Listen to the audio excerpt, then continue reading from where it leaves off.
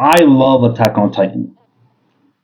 One of the reasons why I love Attack on Titan was the crazy, chaotic story of man trying to survive from the catastrophe and the dominance of the Titans, and how the characters in that world were doing everything in their power to make sure to survive and thrive just Titans. Eventually they did. And that was like the greatest time to be a fan of Attack on Titan. But one of the character that I believe that was well written among everybody else was none other than Erwin Smith. Erwin Smith was so well put together by Ishiyama himself that it dedicated a chapter for him in chapter 35. The man that people talk about his cunningness, his strategic know-how, and his calm demeanor will come to those crazy stresses that go for his job as a survey corps commander. And everybody respected him, hold him in high regards. The likes of Hanj, Levi even the Levi squad. We're discussing with Aaron when it comes to how dedicated and genius his plans are, especially with all the plans laid out for them ever since they captured Ani, and so on and so forth. By the end of chapter 35, Erwin speaks about how sacrifice is necessary to save humanity. Sacrifices. For someone to have that big capacity to even have many people under him die for the sake of the cause is unnerving. Truly. Anybody in his position would have break and gave up. Like Sadis did. Which he happily gave his position as commander. And by that time he was taking the reins. And because of his strategic know-how, most of the plans he put out was pretty damn dangerous. He have his men surround the perimeters where Ani was and use the element of surprise to get her, even though it resulted in a couple of tragedies, depending on which you watched or read of the series, anime or manga. A gamble like that was truly dangerous, but he wouldn't take it. And that's always been written by Ishiyama how the character Erwin was a gambler, taking higher risk, to believe to take high rewards, to get the job done, to do everything he can to progress. The more the story goes on, his own state of way of justice shifts to him being a great ally to humanity, serving under the crown to going against them. Because the same people that he served all this time, same people who killed his father. This is very important. His father had a theory about the outside world. Told Erwin this due to the fact he had a question about it. We all know who was the Reese family at the True Rulers.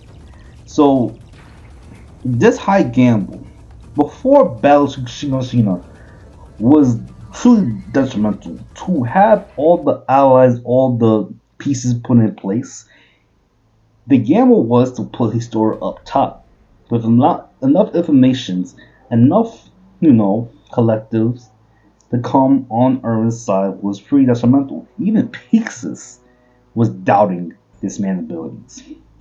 But he persevered. Making one written is how tenacious he is with these dangerous plans. One person outside looking in might think he's a psycho, a maniac. Like, people call him genius, but look at the things he's doing. He's putting people to the grinder. Sending well-honed veteran soldiers to die needlessly. just to progress something, an answer to all this mayhem. And Aaron was the key to the answers. The key to the answers that he thought of when he was a kid with his father. What's outside these walls? What is there for us? The only way to figure that out is the key that Grisha gave to Aaron. And by that time, that dude was hooked, long and sinker. Many times we see Aaron on screen is him talking with his fellow officers, Levi including, Hans as well, and talk about stuff, plans against the Titans, plans against the High Council, the Reese family, and eventually plans against the Warriors. Because by that time, Zeke already made an appearance that shake the fundamental setting of the story. It's not just Titans we're going against. It's people who can transform the Titans want destruction of the walls within. Why do these people need to die? Who are these outsiders? That's something even Erwin thought from the very beginning. The moment that Hans and her associates was planning to find some kind of, secrets were going on with the Titans, Sunny and Beans, they were killed by unknown assailants. And that was the growth suspicion that freaking Erwin had. That and the fact that Andrew transferred to the Titans. That was the seeds, the eventual destruction of the Warriors. The more secrets that being revealed, the more things trying to make somewhat sense, but still confusing. To the point it keeps narrowing down. From capturing Annie, overthrowing the government, taking down the Royce family, the remaining, even Kenny on the side, we can forget about him, to the point where we know who our enemy is. But do we really? And the final thing, the final piece he needed to do to figure that out was to bring down our threats, Zeke and them, the Beast Titan, Bertolt and Reiner, and going straight to the basement. Things got crazy. Things went haywire. The moment Bertolt went through, passed over the wall, the wall Maria, that was done. Checkmate, even. Because Zeke, after Bertolt transformed and caused devastation, killing off most of the scouts, including people on Hanji's squad, Zeke pinned Erwin, Levi, rest of the veterans and recruits with a freaking pebbles, large pebbles, shredding everybody to bits. And that was gonna be it. And mind you, I missed up a very important event that happened. Before all of that, man lost his arm. Now, the time when I was a diehard fan of Erwin, that was that moment. The moment when Erwin tell his people to charge. To charge to get Aaron back no matter what the cost was. Because one of his plans revolving around more Titans to swarm freaking Reiner and Ymir, because at that time she was an enemy. And people could have potentially died from that. And that was still indirectly his fault. But that led to a lot of openings of Aaron having the time and collective to do something about it. Even though he had no idea at the time to do so, he needed to do something. Because he didn't want to die. He needed to survive. He wants freedom. And he able to do what he did against Dina with the power of the founder. They got him back, resulting to a lot of casualty on the military police side and the remaining veterans of the Survey Corps. Really messed up. To think that he wouldn't do that again would be foolish. But gotta be a reason. Man was willing to go straight to the basement. But the dude forgot. He said he want to go to the basement. This is like a little pet peeve I have. Like, bro, how you go to the basement without the key? You don't have the key on you. Cause last time I checked, Aaron did. So what? You gonna pull up on Aaron? Yo, Aaron, give me the key. Oh, go straight to the basement. My freaking brother was going crazy. Like, I find it funny, bro. I find it funny. He had no way to do that unless he had a copy of the key himself, which is something. Ooh, that makes sense. But it wasn't shown in the story, so Erwin go to the basement with a fleeting dream. He still wanted to go there. So let's go back and track. Why it solidifies to me that Erwin was the best written character that Ishiyama ever created. To die. What I mean, he was so fixated of seeing his freaking theory that he made with his father to go to fruition. He wanted it to happen. He wanted to see that if he was right or not. He wanted to see that. He wanted to abandon that. Everybody. But Levi stood on business and refused to let that man have what he wants and let him have what everybody wants. And the destruction of the warriors by taking down Zeke. In order for Levi to do that, he had to sacrifice himself and everybody else with it. And that was enough to have him get him back to the brink. Because him and Levi goes way back. From the moment Levi was recruited by Erwin to where they at right now. Their relationship solidifies as brothers in arms. To the point that Levi was willing to do anything for freaking Erwin. But he was willing to stop Erwin if he ever put himself too much on the line. To have him die. Remember, Levi wanted him to stay behind while he and everybody else go fight the warriors. Potentially they'll all would have died without Erwin's charisma, tactitious nature, and guts to do what is necessary. Because this man is all about the gambles and the sacrifice. He was willing to do the high risk just to gain the high rewards. That victory. Almost every time. Doing small risks will not gain you nowhere. But doing the big, huge, humongous risk just to get what you need, even though it costs many lives, it will be very messed up. That's what match will be understandable. And he did what he did. He made that speech that everybody loves. But let the man say himself. Cue the clip. They that of our slain comrades? What about their lives? Were they meaningless? They were not! Their memory serves as an example to us all! The courageous fallen, the anguished fallen. Their lives have meaning because we, the living, refuse to forget them.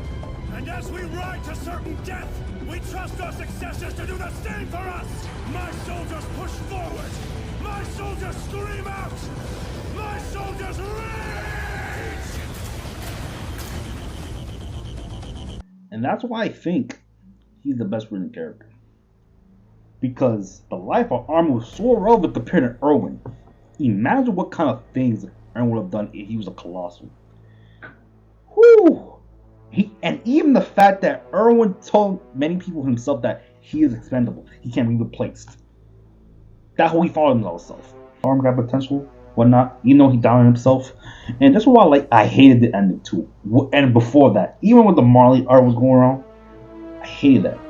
Because there were certain things, some parts that I believed that Armin was going to do what was necessary to sacrifice a lot of things to get the dubbed for the aliens. But that didn't happen.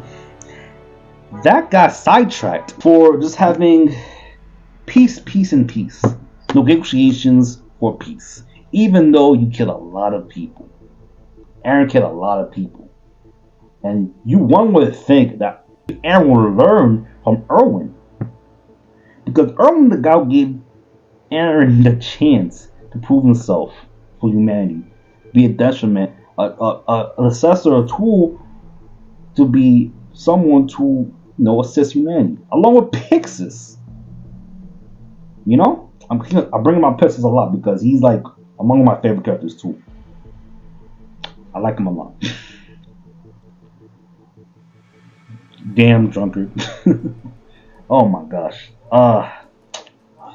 Erwin is great. I can't think of a better character than him. Not even freaking Aaron. Not even Zeke. Heck, not even freaking Ymir. And I hated Ymir. But reading back the story, man, she is probably one of the best selfish character I've ever seen. Like, oh my gosh, I hate her for that. For personal reasons. But she's not badly written. I just hate her as a person. And that's great for you someone to do that. Whoo boy. And he was cooking with Erwin. Along with other people like Reiner as well. Reiner is pitiful in comparison. I understand why he was doing the way he was doing, but that wasn't in his own control. He had no choice but to do what he did until he thought he could take, the glory of being a warrior. But damn, even that bastard was selfish. One even argued that Erwin was among the most selfish person in the story. But there was no chance you actually learned that because he probably would die in the process getting to the freaking basement without the key. That's just me. Even at the time, Levi wanted to revive freaking Erwin over Armin. Obviously, Erwin Casa want to save Armin. Talk about this time that he discovered who's who way more than Erwin did. But Aaron was like more of the information to be somewhat visible, somewhat possible, even like a possibility that's like could be a farce. He still wanted things to get done, but yeah, Aaron was younger. He was quick on the draw, but when it comes to experience, Armin lacked that completely, and his negotiation skills sucked. So, what did I learn from Attack Titan overall? That you gotta take your chances even though it might be detrimental to you? Or should you just gamble high risk to get that high reward? Because that's all you can do in a high intense setting that you are in. And what I learned is that experience matters more, and taking that high road, like high risk, with that just to get that high reward, can really change some things if you know what you're doing. That's why I think Erwin Smith is the best written character of Attack on Titan. So I'll be out. Y'all be safe, be easy, and be chilled.